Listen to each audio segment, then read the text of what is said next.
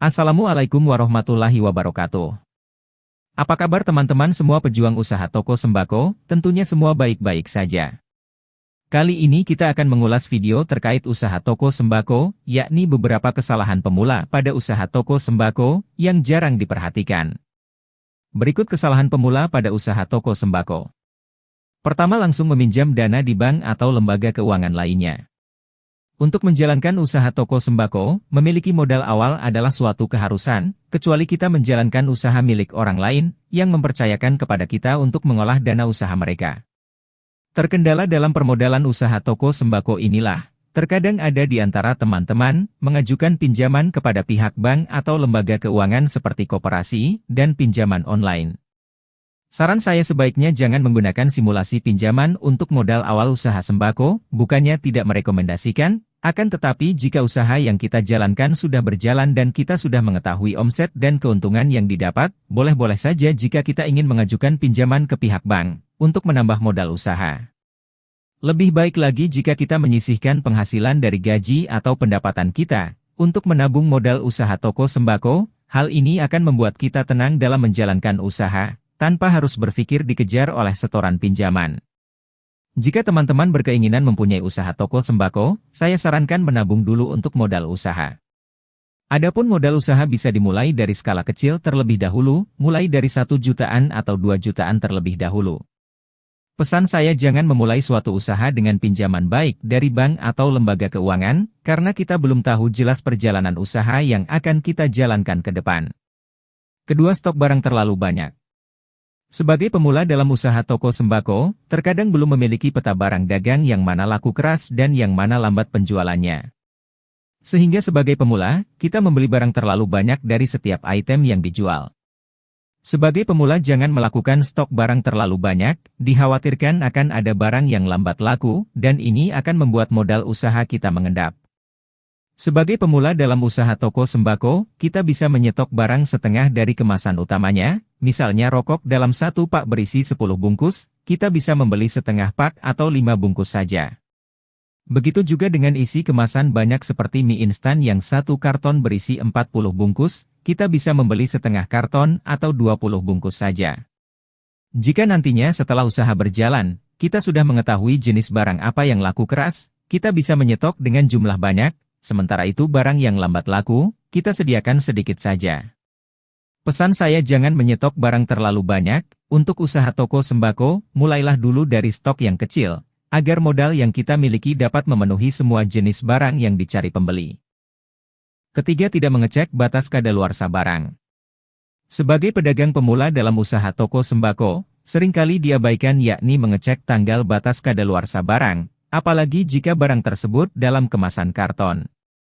Kita sebagai pedagang, memang tidak terlalu memperhatikan tanggal kadaluarsa ini, apalagi jika barang tersebut kita beli di agen atau sales perusahaan penjualan, ketika barang datang kita langsung saja menyusun pada rak toko.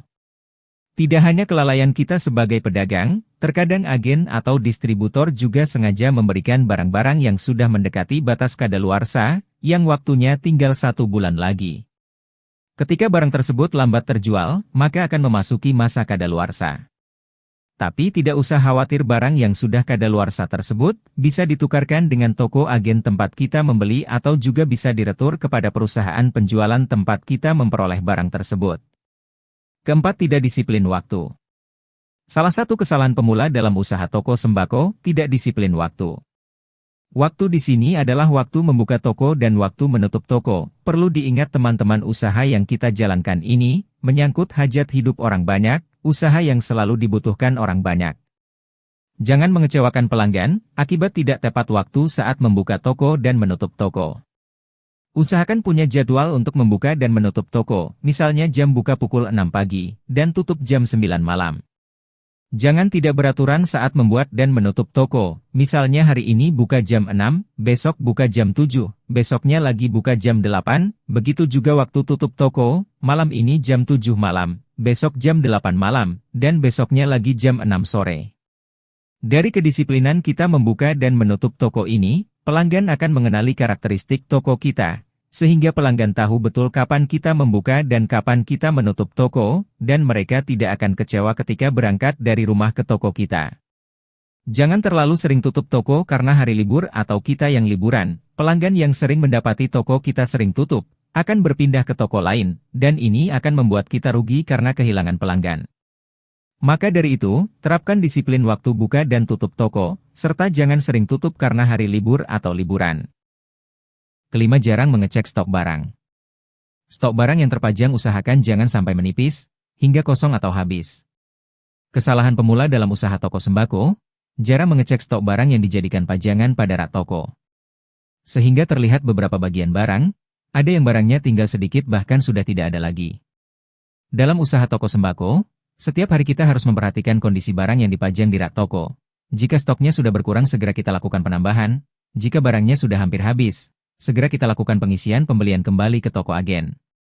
Jangan mengecewakan pelanggan, apalagi pelanggan tersebut yang cukup jauh dari toko kita. Barangkali pelanggan tersebut telah mencari barang tersebut di beberapa toko lain, dan akhirnya ke toko kita. Jika barang yang dicari juga kosong di toko kita, tentu pelanggan akan kecewa kesekian kalinya. Namun jika barang yang dicari pelanggan tersebut ada di toko kita dan tersedia dalam stok banyak, toko kita akan menjadi rekomendasi pelanggan tersebut untuk berbelanja nantinya.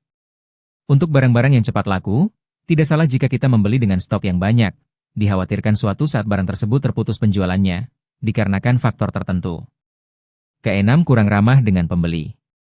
Sebagai pemula dalam usaha toko sembako, kita wajib memberikan pelayanan yang terbaik, salah satunya adalah sikap ramah tamah dengan pelanggan. Ramah dalam arti bukan sok kenal sok dekat, ramah dalam hal melayani pertanyaan pelanggan terkait barang yang akan mereka beli, dan tidak lupa mengucapkan terima kasih setelah selesai transaksi. Keramah tamahan penjual terhadap pembeli, akan memberikan kesan positif untuk keberlanjutan belanja pelanggan di toko kita. Bayangkan jika kita ketus terhadap pembeli, mungkin pelanggan berpikir cukup satu kali saja berbelanja di toko tersebut, karena penjualnya ketus dan kurang ramah.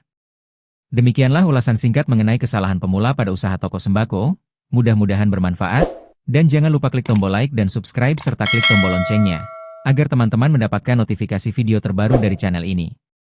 Wassalamualaikum warahmatullahi wabarakatuh.